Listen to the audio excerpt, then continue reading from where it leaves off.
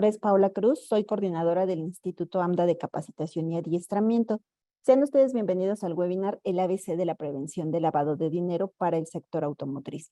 Les sugerimos tener la atención total a la presentación de nuestro experto que en estos 45 minutos brindará información puntual y precisa que les será de mucha utilidad para su operación diaria en dicho tema. Es un gusto presentarles al doctor Fernando Lascurain. Él es doctor en Derecho por la Universidad Panamericana, maestro en Derecho Civil por la Universidad La Salle. Cuenta con la especialidad en Prevención y Persecución de Operaciones con Recursos de Procedencia Ilícita del Instituto Nacional de Ciencias Penales de la Fiscalía General de la República. Licenciado en Derecho por la Universidad Pontificia de México. Certificado por la Unidad de Inteligencia Financiera, la UIF, en Prevención de Operaciones con Recursos de Procedencia Ilícita para Actividades Vulnerables. Egresado del Programa de Dirección de Empresa D1 del IPADE, consejero del Consejo Directivo Nacional y coordinador del Comité de Prevención de Lavado de Dinero y Anticorrupción de la Asociación Nacional de Abogados de Empresa, Colegio de Abogados, ANADE. De igual forma, es miembro de número del Ilustre y Nacional Colegio de Abogados de México.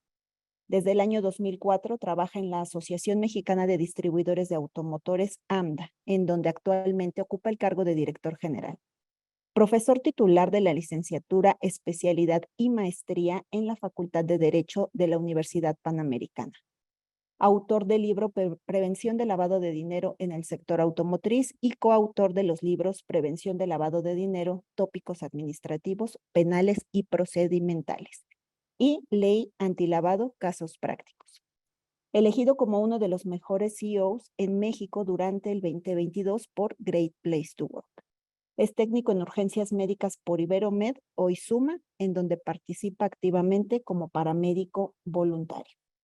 Doctor, le cedo el uso de la palabra y al final vamos a tener una sesión de preguntas y respuestas que podrán dejar en donde dice preguntas y respuestas porque el chat no está activo. Muchas gracias, Paola. Gracias y muy buenos días tengan todos ustedes. Pues bueno, sin mayor preámbulo, entraremos en la materia que conversaremos el día de hoy. Denme un segundo nada más para que pueda yo proyectar mi presentación y podamos iniciar. Aquí está.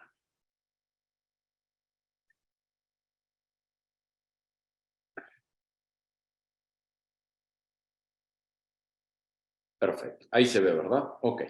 Bueno, muy buenos días. Vamos a comentar al respecto la Ley Federal para la Prevención e Identificación de Operaciones con Recursos de Procedencia Ilícita, mejor conocida como la Ley Antilavado, que así la ubicamos coloquialmente. Es de la mayor importancia que recordemos que esta ley no es fiscal y es la parte más importante que debemos de tener en consideración. Hay una serie de confusiones muy importantes allá afuera derivado de que las visitas de verificación y los requerimientos de información por parte de la autoridad, en este caso el Servicio de Administración Tributaria, la gente piensa que es una ley fiscal y no es así. Debemos de tenerlo muy claro, en ningún momento el cuerpo normativo nos hace referencia que se va a aplicar de manera supletoria ni el Código Fiscal, ni la ley del IVA, ni la ley del impuesto sobre la renta, y adicionalmente ya existe jurisprudencia del Tribunal Federal de Justicia Administrativa en donde ratifica que el Servicio de Administración Tributaria, a través de las facultades que le confiere su propio reglamento y la ley que comentaremos el día de hoy, ejercita funciones de revisión y verificación, pero no desde una esfera fiscal. Comentado esto, debemos de también hacer referencia a que la ley del impuesto sobre la renta tiene una consideración en el artículo 76, la fracción 15ª, en donde se establece que se debe de informar a la autoridad tributaria a más tardar el día 17 del mes inmediato posterior al que se realice la operación de contraprestación de servicios en efectivo por arriba de 100,000 pesos. Esto sí es una disposición fiscal y para ser claros, este fue uno de los primeros escarceos que llevó a cabo el gobierno mexicano antes de que existiera la ley antilavado para efecto de dar cumplimiento a las 40 recomendaciones emitidas por el GAFI. Pero por favor tengamos claro, insisto, esta disposición sí es fiscal y esta disposición no tiene nada que ver con relación a la ley antilavado. porque algunos inclusive la han llegado a confundir con el artículo 32 que hace referencia a la restricción al efectivo. Dicho lo anterior, que la ley antilavado no es una ley fiscal y que esta disposición del 76 tampoco tiene nada que ver con la ley antilavado, entremos en materia. Debemos recordar que la ley fue publicada el 17 de octubre del año 2012, entrando en vigor el 17 de julio del año 2013. Este año estamos cumpliendo 10 años de la entrada en vigor de la ley antilavado. Un lapso de tiempo que nos ha permitido conocerla, compartir con ella y sobre todo convivir con ella para efecto de conocer las implicaciones a detalle. Es importante destacar también que la ley que nos ocupa esta mañana ha tenido dos modificaciones. La primera de ellas derivada de la modificación de la entonces Procuraduría General de la República para que se ubicara bajo una Fiscalía General de la República, y ese impacto se vio reflejado en la ley antilavado, y también la publicación de la ley FinTech, ¿sí? La ley que regula las tecnologías financieras. Y esto lo que impactó fue que en las actividades vulnerables, en particular el artículo 17, se agregara una actividad vulnerable bajo la parte relativa a los activos virtuales, que no estaremos comentando esta mañana. Luego viene la parte relativa a la publicación del reglamento. El reglamento no ha tenido modificación alguna. Y después las publicaciones de las reglas de carácter general, la parte relativa a los formatos, la parte relativa de la entrada en vigor en su momento de la restricción del efectivo y la parte relativa adicional a los formatos y reglas de carácter general que se han venido adecuando para la implementación de este sistema normativo. El objeto y fin de la ley es la Ley Federal para la Prevención e Identificación de Operaciones con Recursos de Procedencia Ilícita, insisto, conocida comúnmente como la Ley Antilavado. Es importante que tengamos claro que el propio título de la ley nos dice Ley Federal para la Prevención e Identificación. No dice identificación y conocimiento. Tenemos que recordar que en la dogmática de prevención del lavado de dinero, una cosa es identificar y otra cosa es conocer. Al amparo del 115, la Ley de Instituciones de Crédito, que son las disposiciones aplicables al sistema financiero que llevan ya muchos más años de ventaja a las actividades vulnerables o conocidas por el GAFI como actividades y profesiones financieras no designadas o gatekeepers al amparo de la Convención de Moscú, como así lo cita la doctora Ortiz en sus libros, tenemos que entender que primero identificamos y si es el caso y así nos lo manda la disposición, después conocemos. Permítanme poner un ejemplo. Identificar a una persona es que acredite ser quien dice serlo con documentación oficial expedida y en el caso particular de la ley que nos ocupa esta mañana, con fotografía, vigencia y firma. La parte relativa del conocimiento es, una vez identificado el cliente, tendremos que verificar que vive en donde dice que vive, que trabaja en donde dice que trabaja, que tiene los ingresos que manifiesta tener, si es que tiene algunos otros más, y básicamente hacer un perfil transaccional. Entonces, por favor, recordemos que al amparo de la ley antilavado, solamente tenemos que identificar, no conocer al cliente. Y aquí es importante que nos planteemos si de la fracción octava, el artículo 17, que es la comercialización habitual profesional de vehículos nuevos o usados, ya sean aéreos, marítimos o terrestres, que es la parte que nos ocupa esta mañana, ¿era posible vender una unidad antes de la entrada en vigor de la ley antilavado sin identificar al cliente? Claro que no, porque hay disposiciones generales abstractas e impersonales, tanto federales como locales, que no lo permitían, tales como tenían que firmar un contrato de adhesión, para tal efecto tenían que identificarse, para enviar el CFDI, para la parte relativa a la firma del contrato de crédito o financiamiento, para la parte del seguro, para el aviso de venta de primera mano al amparo de la ley del Repube, o para efectos de control vehicular, la emisión de engomado, láminas y tarjeta de circulación.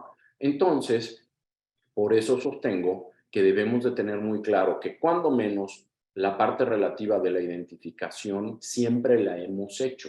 Lo que pasa es que al amparo de la ley antilavado debemos de correr un proceso más formal al respecto de cómo recabaremos la información del cliente que está concurriendo a la compra de la unidad.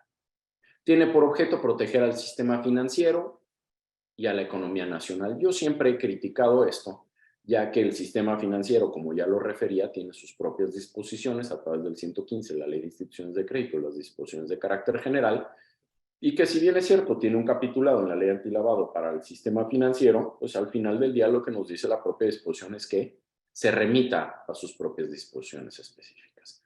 Y que al final del día lo que vemos en esta ley es que trata en buena medida, no en los mejores términos desde luego, de regular todo aquello que no es el sistema financiero y acaba regulando en gran medida actividades comerciales o mercantiles, en su gran mayoría. No todas son comerciales o mercantiles. También hay reguladas las organizaciones de la sociedad civil, que no entraré en eso en esta mañana. Al final del día, lo que tenemos que tener claro, insisto, es que la ley nos obliga a identificar, no a conocer. Y como ya quedó claro, la diferencia es mucho más allá de la semántica. ¿Qué definiciones tenemos en esta disposición? Pues bueno, la primera a la que nos tenemos que referir es que ¿qué es una actividad vulnerable? Nos dice la propia ley que son aquellas actividades económicas a las que por su naturaleza y características, el tipo de bienes o servicios que emiten o comercializan y su operación. Luego, si nosotros tenemos duda de lo que hacemos en la agencia es o no materia de la ley antilavado, tendremos que remitirnos al artículo 17 de la ley. El artículo 17 de la ley es numerus clausus, es decir, no hay más actividades vulnerables que las contenidas en el artículo 17. Y ahí podremos ver que en particular en la fracción octava es la que nos ocupa, la comercialización habitual profesional de vehículos nuevos o usados, ya sean aéreos, marítimos o terrestres. Pero en la agencia no nada más hacemos eso. En la agencia se venden refacciones, se vende servicio, se vende garantías, se venden seguros, se venden equipo aliado. Y nada de eso a lo que me he referido es materia de la ley antilavado para ese caso. Para efectos de la ley antilavado es la venta de vehículos nuevos o usados. Ya veremos más adelante qué es lo que detona la hipótesis. Y vemos unas definiciones adicionales tales como el beneficiario, beneficiario controlador o dueño beneficiario, que probablemente algunos de ustedes estén familiarizados, derivado de la obligatoriedad de identificar a los dueños beneficiarios, pero desde un aspecto del Código Fiscal, ¿sí? Que esa obligación existe desde enero del año pasado. Y dicho sea de paso, hago una acotación, el día de ayer la segunda sala de la Suprema Corte de Justicia por unanimidad falló que el Servicio de Administración Tributaria tiene facultades para conocer a los beneficiarios controladores al amparo de lo que establecen las disposiciones fiscales a las cuales ya me he referido y que nada tienen que ver con esto. Pero el asunto es que la confusión existe porque el concepto de dueño beneficiario llega a nuestro país por medio de la ley antilavado. Y esto lo que significa es que tenemos que dejar evidencia de que le preguntamos al cliente si tiene conocimiento de la existencia de un dueño beneficiario. Vamos a ponerlo muy sencillito. 3 o 4 hijos, ahora que viene el Día del Padre, han decidido regalarle un vehículo a su padre. Y cada uno de los hijos aporta recursos. ¿Quién es el cliente en este caso al quien se va a facturar la unidad? El papá. Los hijos acaban siendo bajo la figura de proveedor de recursos, ¿sí? Y cuando al cliente, que es el papá, se le pregunta, ¿tiene usted conocimiento de la existencia del dueño beneficiario? Él dirá sí o no. Si conoce la existencia de un dueño beneficiario, es que alguien más vaya a tener los derechos de uso, goce y disfrute del bien, deberá de preguntársele si tiene manera de conocerlo o de identificarlo. Y así dejar constancia. Esto es lo que se conoce como una autodeclaración, así lo ha reconocido el GAFI, bajo un elemento subjetivo. Es decir, yo nada más tengo que probar que le pregunté al cliente si tenía conocimiento de la existencia de un dueño. Nada más. Y el cliente me dirá sí o no tengo conocimiento de la existencia del dueño beneficiario y dejaré evidencia de eso en el formato. Estamos hablando sí y solo sí, por ejemplo, si una persona física, Porque derivado de las reglas de carácter general podemos saber que podemos tener diferentes tipos de clientes. Personas físicas de nacionalidad mexicana o extranjera, personas morales de derecho público, derecho privado, personas morales de derecho público, derecho privado de régimen simplificado en cada una de sus vertientes, o fideicomisos o organismos internacionales acreditados en nuestro país. Y dependiendo del tipo de cliente y las reglas bajo las cuales se ubiquen, es la obligatoriedad o no de exigir la evidencia de que le preguntamos la existencia de dueño beneficiario. Es decir, si yo le vendo una unidad a un integrante del sistema financiero, un banco, una arrendadora financiera regulada, por ejemplo, es persona moral de derecho privado, régimen simplificado, y no tengo que dejar evidencia que le pregunté la existencia de un dueño beneficiario. Por eso es muy importante conocer las reglas y recordarles que en el portal de AMDA con su usuario y contraseña pueden descargar el manual que les va a ayudar a transitar en todo este tipo de particularidades y adicionalmente la parte de contar con los diferentes formatos para identificar adecuadamente al cliente. En un error que me parece de técnica legislativa se hace referencia a cliente o usuario. Vemos que en el artículo 18 de la ley se habla de manera indistinta al cliente y usuario o cliente o usuario. Desde mi particular punto de vista, las actividades vulnerables no tienen usuarios, solamente tienen clientes. Es importante referir algunas diferencias de carácter de términos para evitar confusiones. En la parte relativa de las actividades vulnerables, están obligados a la designación de un encargado de cumplimiento. El encargado de cumplimiento, lamentablemente en las disposiciones, no se establece cuáles son las obligaciones per se, simplemente dice que se tiene la obligación de designar un encargado de cumplimiento. Y ese encargado de cumplimiento tendrá la obligación de entrar al portal antilavado con su usuario y contraseña de la firma del SAT para aceptar o no la designación del encargado de cumplimiento. Entonces, la primera recomendación que yo les hago esta mañana es, por favor, tan pronto terminemos esta charla, abóquense a ver en la agencia, quién es el encargado de cumplimiento. No nada más pregunten, métanse al sistema y verifiquen quién fue designado encargado de cumplimiento y si esa persona designada aceptó la designación, ¿sí? Porque si esa persona designada no aceptó la designación o no designamos un encargado de cumplimiento, se entenderá por designado al administrador único o al consejo de administración. Y esto para mí es el principal semáforo que nos permite saber el nivel de cumplimiento que podemos tener al amparo de la ley antilavado. Porque dicho sea de paso, el omitir esta obligación no trae aparejada sanción, pero eso no significa que el incumplimiento exista. Es una sanción imperfecta porque no tiene consecuencias, pero lo que nos permite es saber que hay un red flag y si en algo tan sencillo hemos sido omisos, podemos anticipar que seguramente hay un grado importante de incumplimiento en la ley antilavado derivado de situaciones como a las que me he referido.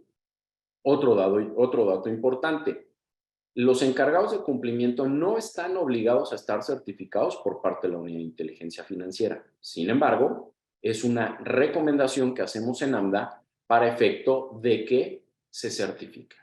En AMDA ya hemos dado 2 cursos derivados de la convocatoria de la Unidad de Inteligencia Financiera, que generalmente sale por el mes de agosto o septiembre, para preparar a aquellos que estén interesados en ser certificados por parte de la Unidad de Inteligencia Financiera. Entonces, los invito a que lo consideren, ya que eso nos permite tener un estándar mínimo básico de conocimientos aplicables en materia de prevención del lavado de dinero.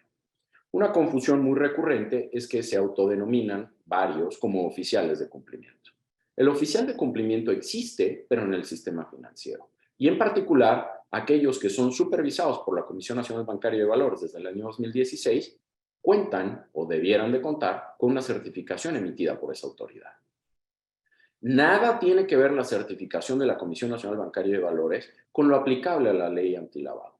Nada. Porque ya me ha tocado escuchar a algunas personas que se ostentan con ese certificado, los respeto, pero eso no significa que sean expertos en prevención del lavado de dinero en actividades vulnerables. Hay que tener mucho cuidado. Otro tema importante es que de manera reiterada se utiliza, es que ya presenté el reporte de la ley antilavado. No, para efectos de la ley antilavado no se presentan reportes, se presentan avisos, ya que los reportes derivan del propio sistema financiero con algunas variantes. Los reportes internos preocupantes, relevantes o inusuales.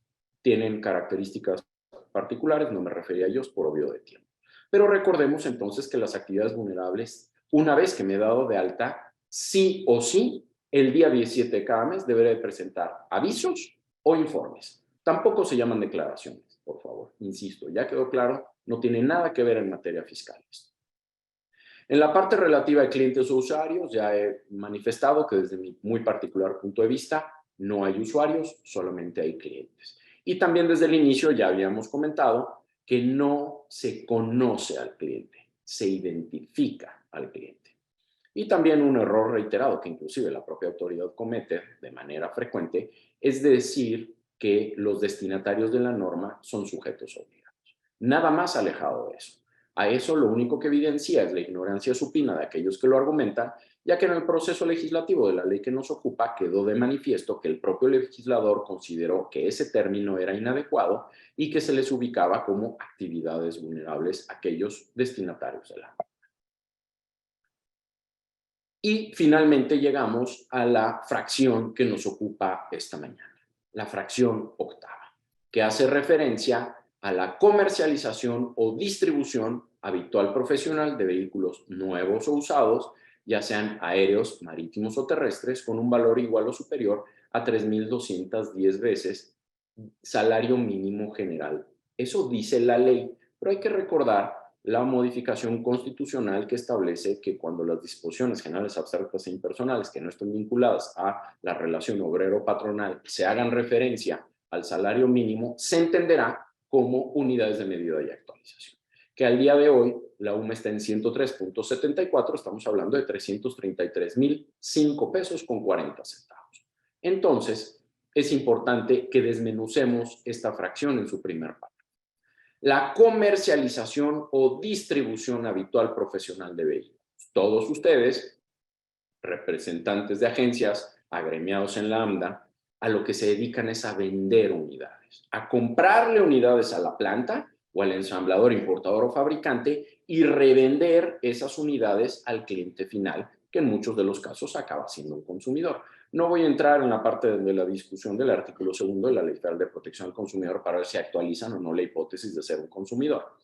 Lo importante aquí es que tenemos que entender que cuando nosotros compramos la unidad al importador, ensamblador o fabricante, no se presenta un aviso. Tampoco se presenta un aviso cuando le compramos la unidad a un cliente que nos va a dar a cuenta de otra unidad, por ejemplo. Cuando se debe de presentar el aviso es al momento de que vendo la unidad, nueva o usada, siempre y cuando se actualice la hipótesis de 6,420 veces las unidades de medida de actualización, es decir, 666,010 pesos con 80 centavos. Ahora, es importante tener claro que la unidad de inteligencia financiera, que es la única autoridad facultada para interpretar administrativamente la ley antilavado, en el primer criterio de la historia de la ley que nos tocó tramitar a nosotros, de manera puntual y precisa establece que al amparo del artículo 17, fracción octava, se entenderá comercialización al momento de la liquidación de la unidad que ha sido vendida. Es decir, para que yo pueda presentar el aviso al amparo de la ley antilavado, la unidad tiene que valer más de 666,000 pesos y tiene que estar liquidada, es decir, tiene que estar pagada. Luego entonces la obligación se extinguió, ¿sí? Ya no me deben nada. Y ahí es cuando presento el aviso de la ley antilavado, ¿sí? La parte del primer umbral sí me gustaría destacar que la posición institucional de AMDA es que no se aplique el primer umbral. Es decir, aun y cuando la unidad valga por debajo de 333,000 pesos, siempre pónganle a disposición el formato de identificación de clientes al amparo de la ley antilavado, dependiendo del tipo de cliente del que se trate, ya los hemos comentado. No es lo mismo una persona física que una persona moral de derecho público, de derecho privado, de régimen simplificado, un fideicomiso o un organismo internacional acreditado en México. Entonces, por favor, siempre pongan a disposición del cliente el formato de la ley antilavado y recaben la información, ya que si no hacen esto, corren un potencial riesgo operativo de que se confundan si esa operación debe o no identificarse al amparo de la ley antilavado y podríamos tener un riesgo innecesario, ¿sí? Al final del día, aun y cuando estuviera por debajo del umbral establecido, ustedes siempre piden esa información para cumplir con otras disposiciones a las cuales ya me he referido. Entonces, hagamos un proceso estándar, pidamos la información a todos los clientes y evitamos las contingencias de dividir. A este sí le pido la ley antilavado, a este no le pido, ¿sí? Eso no significará que todos sean objeto de aviso. Solamente serán objeto de aviso aquellas operaciones que superen el umbral de 333,005 pesos. Y si esa persona, esa unidad vale 400,000, esa unidad sola por sí misma no va a generar un aviso. Habría que esperarnos un periodo de 6 meses para efecto de ver si esa persona vuelve a comprar una unidad por arriba de 333,000 pesos, se suman las operaciones y al momento de la liquidación de la segunda se presenta el aviso al amparo de haber superado el umbral de 6,420 unidades de medida de actualización.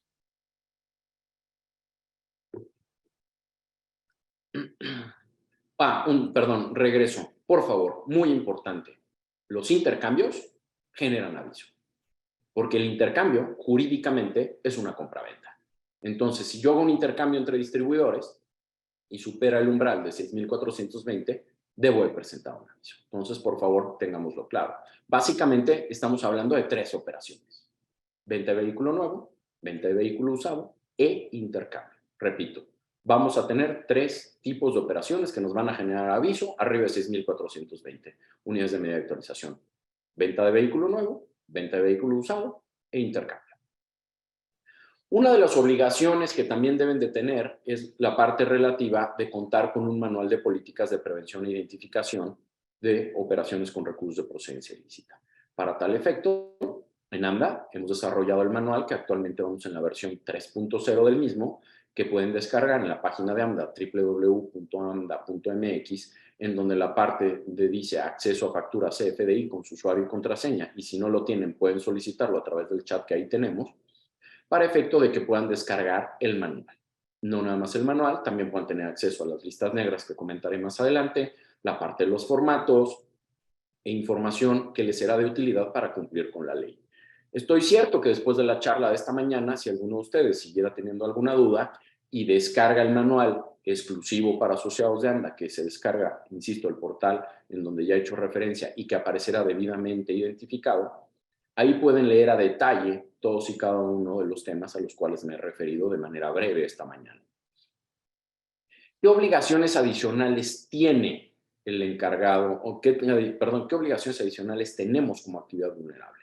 Ya hemos referido la parte relativa a identificar a los clientes y usuarios y verificar su identidad basándose en credenciales o documentación oficial.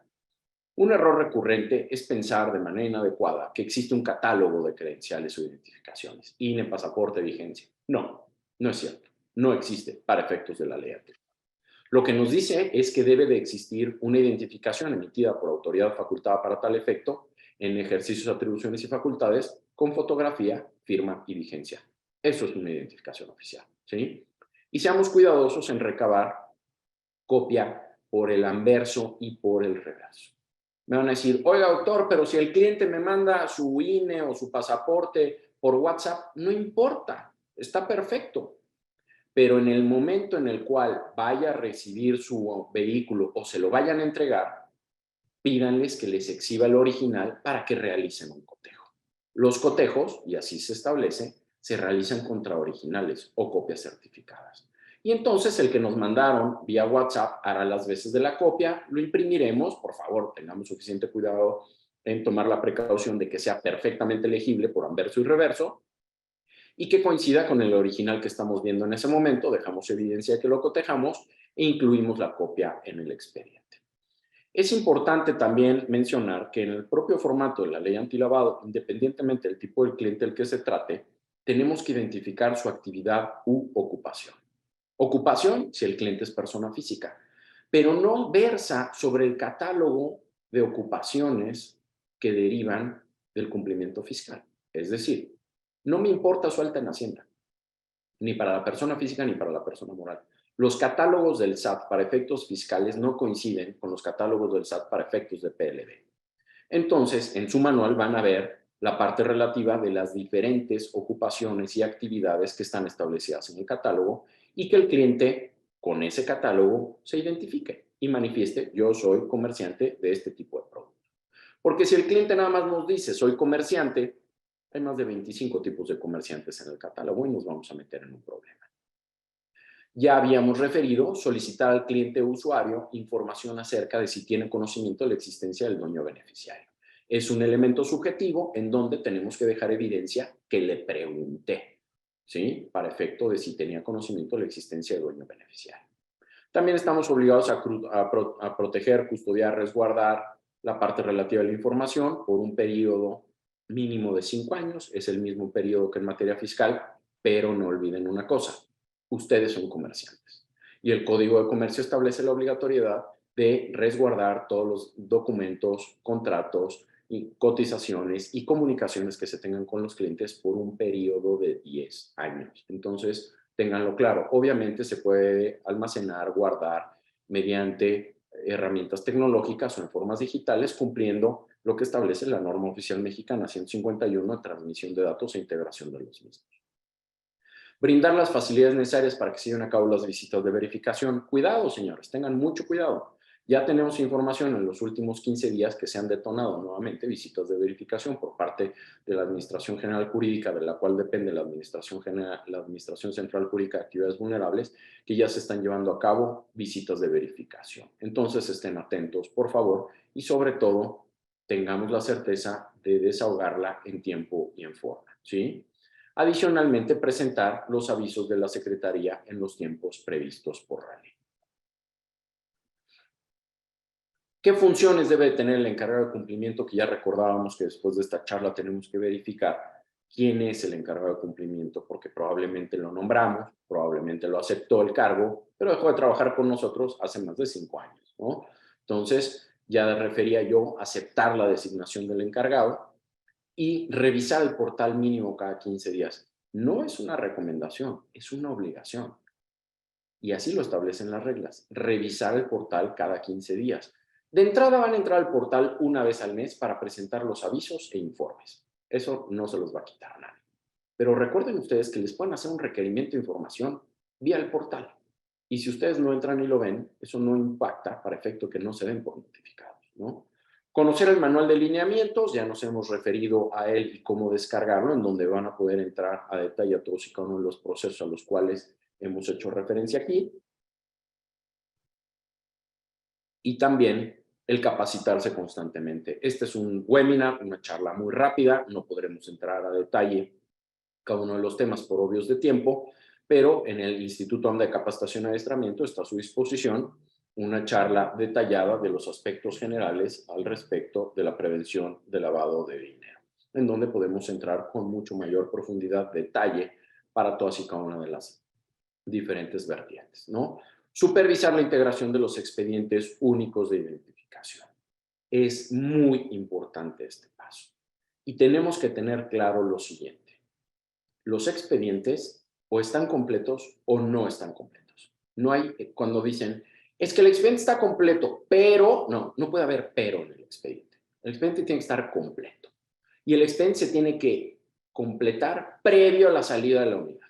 Porque ya una vez que la unidad ha sido entregada al cliente, difícilmente vamos a poder recabar la firma del cliente si es que no nos la firmó, o el que nos mande información adicional como comprobantes de domicilio o identificaciones para efecto de integrar debidamente el expediente.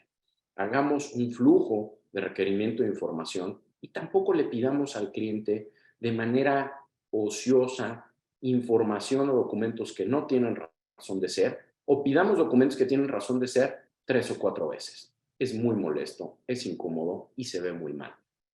Si el FNI ya pidió la información, veamos qué información pidió el FNI.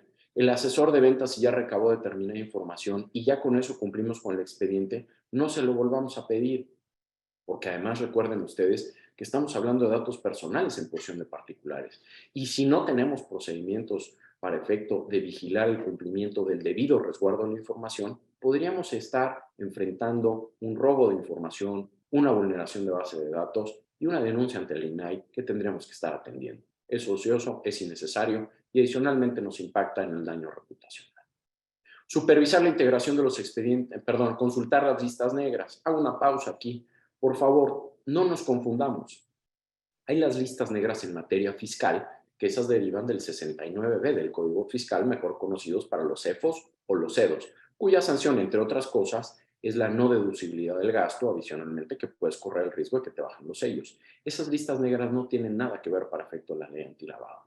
Las listas negras a las que me estoy refiriendo es el sistema que hemos integrado y que está a su disposición, y debo de reconocer y hacer referencia que es el único en el mercado para actividades vulnerables en el cual ustedes pueden verificar si sus clientes, personas físicas o morales, se encuentran listadas. ¿Cuáles son las bases de estas listas negras? Las listas de personas vinculadas emitidas por la Unidad de Inteligencia Financiera, las listas de personas o asociación o organismos designados por el Consejo de Seguridad de las Naciones Unidas, las listas de personas más buscadas por la Fiscalía General de la República y las diferentes fiscalías de la República Mexicana, así como las emitidas por gobiernos extranjeros, en su caso particular, la lista OFAC. Esta herramienta está a su disposición a través del portal de AMDA con usuario y contraseña. Lo pueden consultar las 24 horas, los 365 días del año, y con eso acreditan ante una eventual verificación las herramientas que tienen para consultar las listas negras. Igualmente tenemos que implementar un mecanismo de acumulación de operaciones. Es muy importante que recordemos la hipótesis normativa del artículo 17, párrafo penúltimo, al cual ya me he referido, en donde si la operación está por arriba de 3,210 sumas, pero por abajo 6,420, tendré que esperar un plazo de 6 meses para efecto de ver si ese cliente regresa y vuelve a comprar otra unidad por arriba de 3,210 para presentar el aviso. Presentar los avisos, desde luego, verificar que se presenten en tiempo y en forma y atender las visitas de verificación. Con relación a la restricción al efectivo, voy a poner un ejemplo.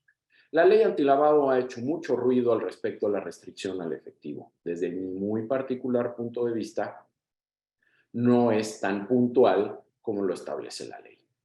Voy a poner el ejemplo. El artículo 32, fracción segunda, dice que está prohibido dar y recibir el pago o liquidación de la transmisión de propiedad de vehículos nuevos o usados, ya sean aéreos, marítimos o terrestres. Vamos a ver este ejemplo. En la parte relativa de este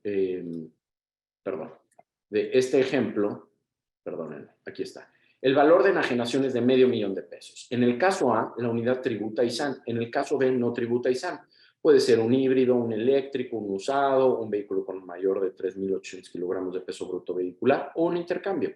En ambos casos se tributa ISAN. Entonces, ¿qué sucede? En el caso A, el valor de la factura es de 603,994 pesos y en el caso B, de 580,000. ¿Cuál es el límite para recibir efectivo? 333,005 pesos.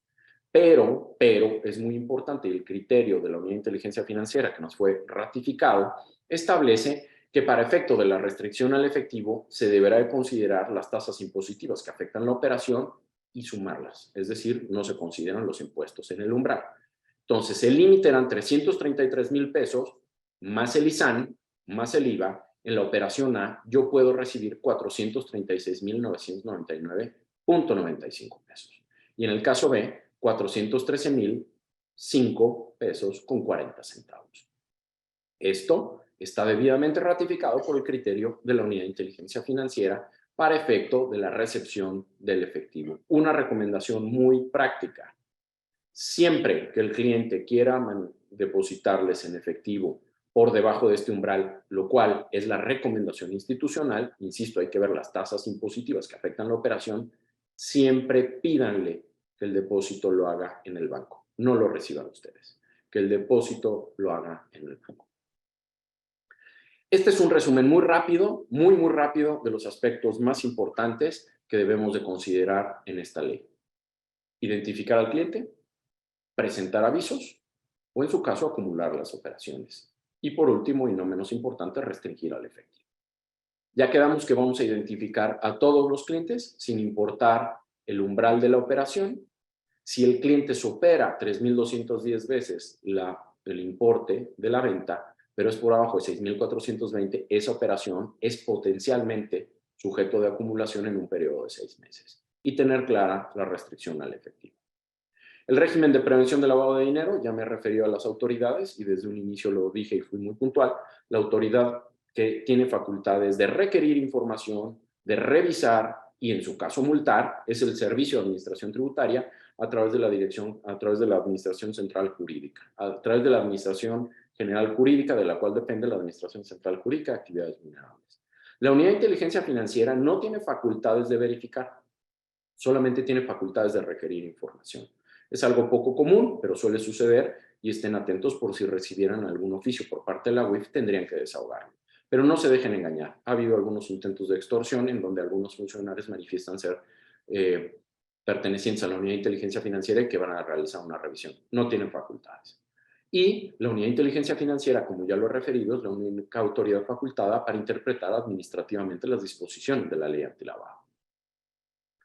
Adicionalmente tenemos también la parte relativa de la Unidad de Análisis Financiera, la UAF. Algunos dicen que la UAF fue creada por la ley antilavado. Falso, la UAF ya existía, lo que pasa es que no tenía rango de coordinación.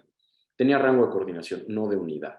Y que al final del día, al amparo del acuerdo del 21 de septiembre del año 2020, el fiscal general designó que la Unidad de Análisis Financiero desaparecería y serían absorbidas las funciones de estas por la Subprocuraduría Especializada en Investigaciones de Delitos Federales, ¿sí?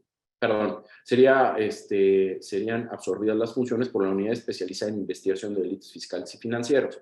Entonces, para que lo tengan claro. Resumidas cuentas, si reciben un oficio por parte de la Fiscalía General de la República, que puede ser a través de lo que era la UAF, hoy la Unidad Especializada en Delitos Fiscales y Financieros, o la UEORPIFAM, Unidad Especializada en Operaciones con Recursos de Procedencia Ilícita, Falsificación y Alteración de Moneda, les pueden pedir copia de la integración del expediente único, derivado de las investigaciones que se estén llevando a cabo, por ejemplo, en determinada carpeta de investigación. Avisos con alerta de 24 horas. Es trascendental tener claro que el 98% de sus operaciones son avisos normales. ¿Qué hace que un aviso no sea normal? Por ejemplo, que tengamos un positivo en las listas negras, ¿no? Y eso generaría un aviso con alerta de 24 horas. Es importante destacar que los avisos con alerta tienen su fundamento en el 38 de las reglas y sobre todo la consulta al sistema de listas negras al cual ya me he referido. Pero lo importante en este caso es, si tengo los elementos que integran un aviso de 24 horas, tales como un positivo o algunas otras de las hipótesis subjetivas en el propio portal, eso no impide que lleve a cabo la operación. Puedo seguir llevando a cabo la operación y concluirla, simplemente presento un aviso con alerta. Y lo más importante, no le puedo decir al cliente que estoy presentando un aviso con alerta.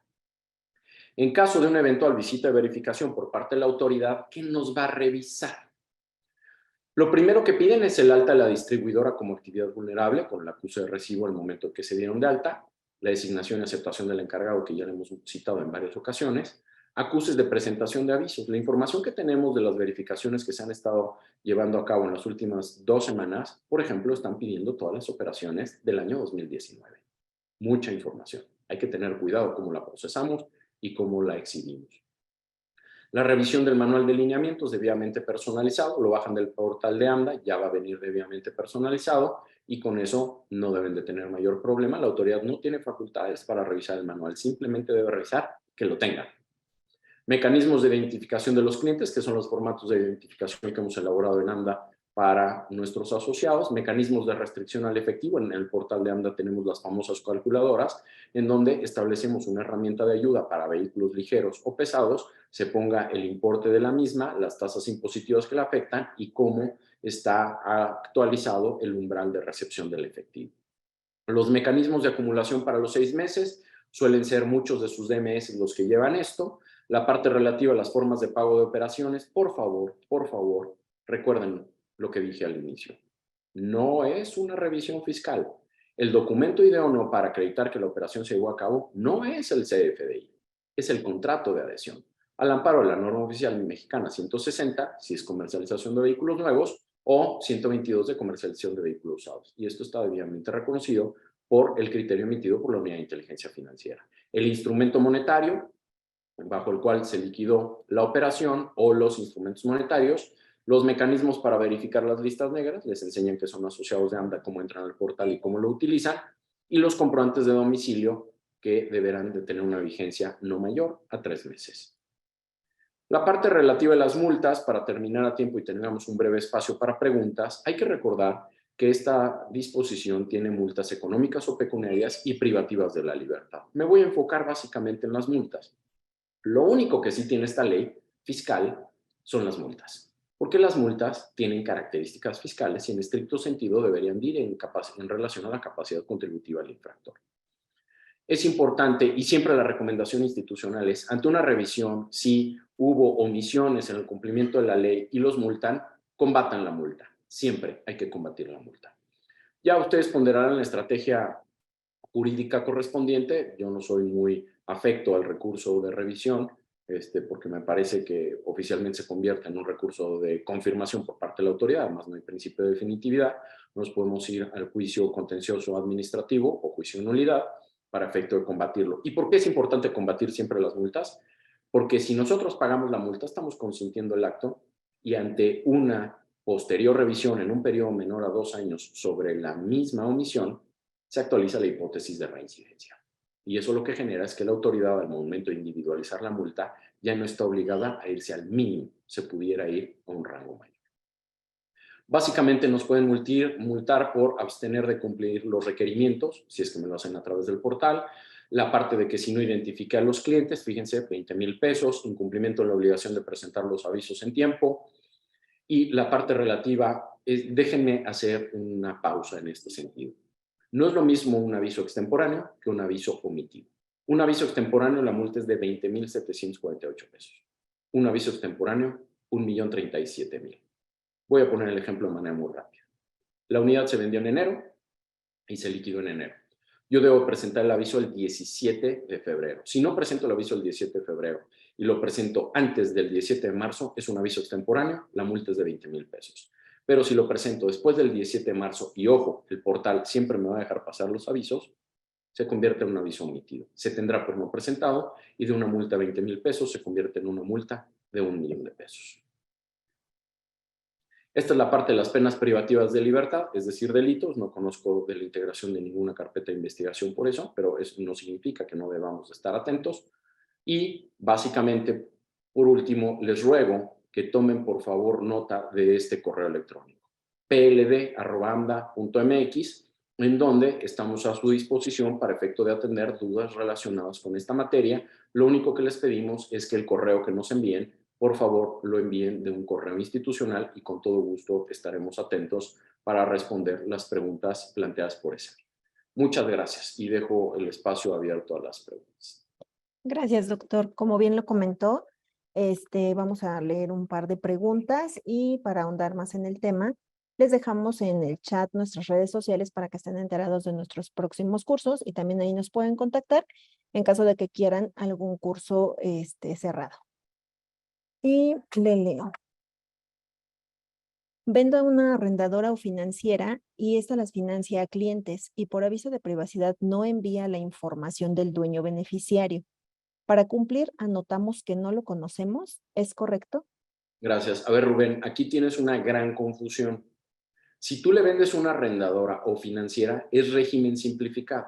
Estás utilizando un formato inadecuado, como ya lo refería yo, porque si es un régimen simplificado, no estás obligado a preguntar la existencia de un dueño beneficiario.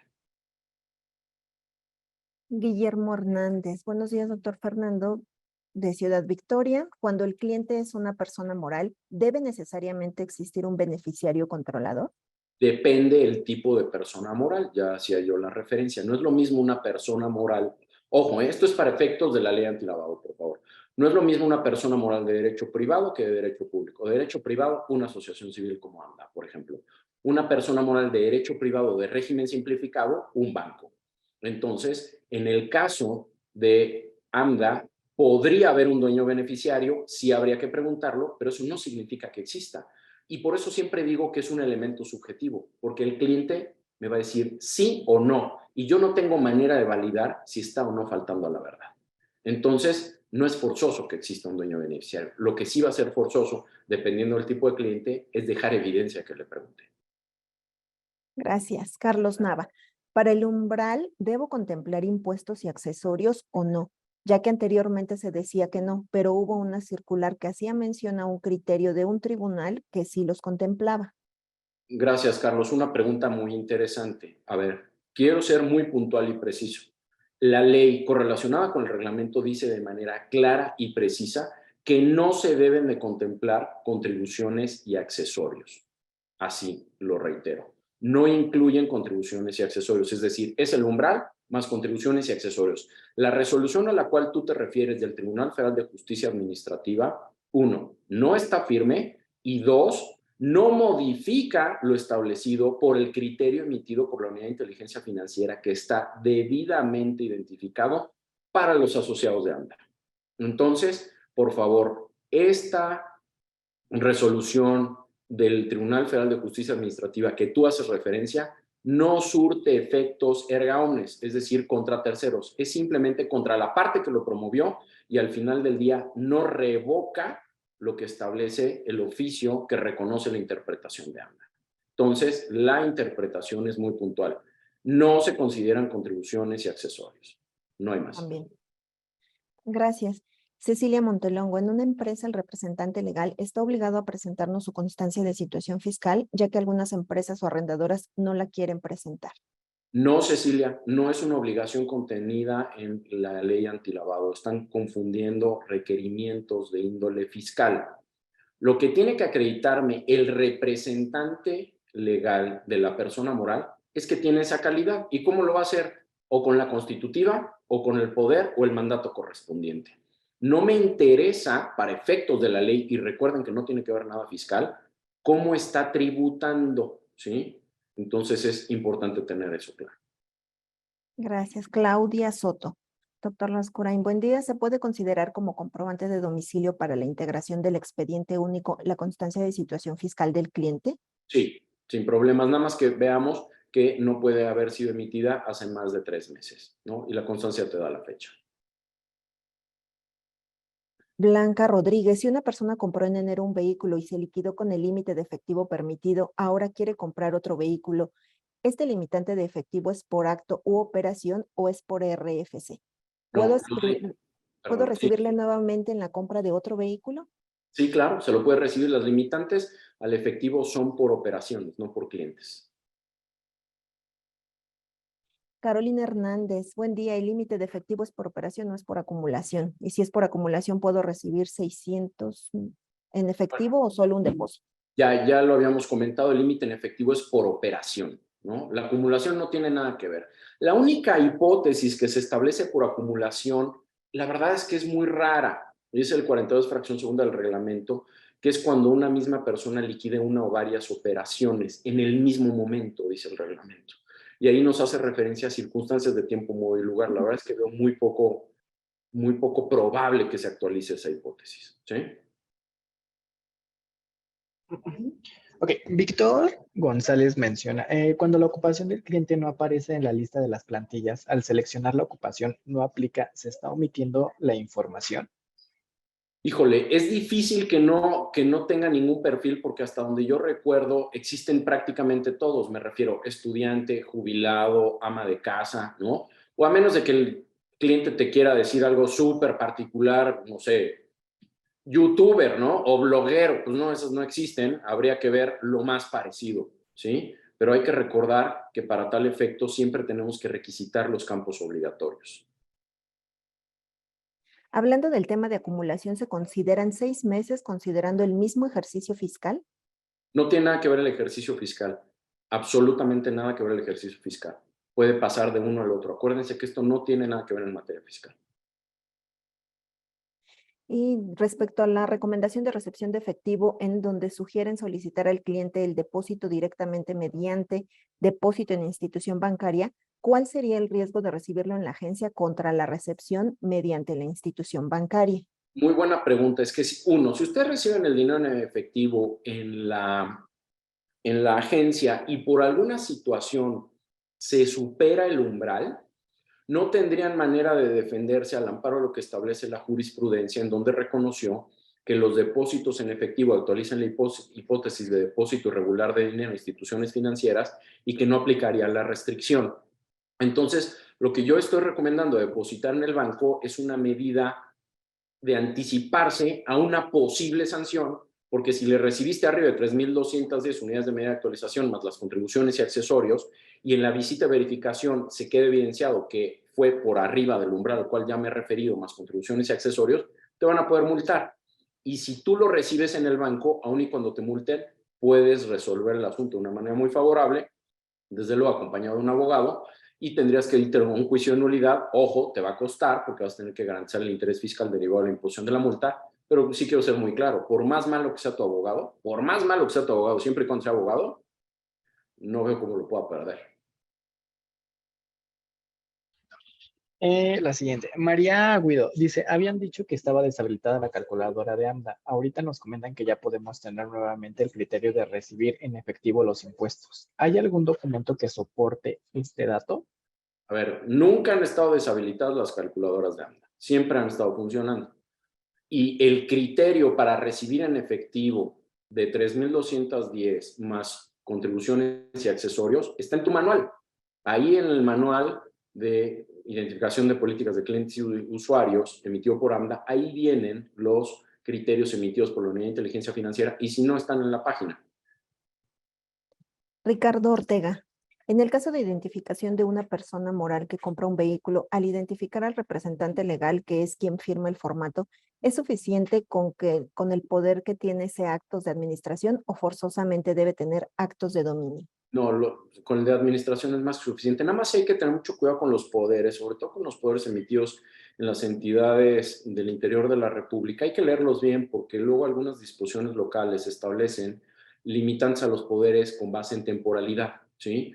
Entonces, a lo mejor el poder ya feneció y está actuando sin tener las facultades. Nada más hay que checar que está vigente la facultad. Excelente, muchas gracias, doctor. Hasta aquí ya vamos a detener las preguntas. Están viendo en la pantalla un código QR que por favor les pedimos que lo escaneen. Es el que les va a dar el acceso a la encuesta y también a su constancia de participación a este webinar. Lo vamos a dejar aproximadamente 3 minutos. Les agradecemos su participación nuevamente, doctor. Muchas gracias y que tengan un excelente día. Gracias, buenos días a todos. Hasta luego.